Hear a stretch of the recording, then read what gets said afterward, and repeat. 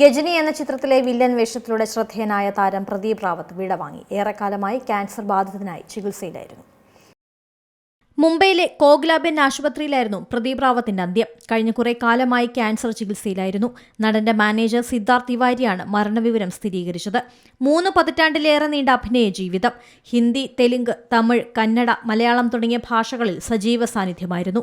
2005 പുറത്തിറങ്ങിയ ഗജനി എന്ന തമിഴ് ചിത്രത്തിലെ വില്ലൻ കഥാപാത്രം ഏറെ ശ്രദ്ധിക്കപ്പെട്ടു. 2008 ആമിർ ഖാൻ നായകനായ ഹിന്ദി റീമേക്കിലും അദ്ദേഹം അഭിനയിച്ചു. 2001 പുറത്തിറങ്ങിയ ലഗാൻ എന്ന ചിത്രത്തിൽ ആമിർ ഖാനോടൊപ്പം പ്രവർത്തിച്ചു.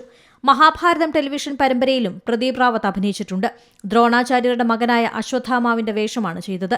1985 മേരി ജംഗ് എന്ന ചിത്രത്തിലൂടെയാണ് സിനിമാരംഗത്തെത്തിയത്. മഹാഭാരതത്തിലെ വേഷമാണ് അദ്ദേഹത്തിന് ജനപ്രീതി നേടിക്കൊടുത്തത്. News desk C Malayalam news.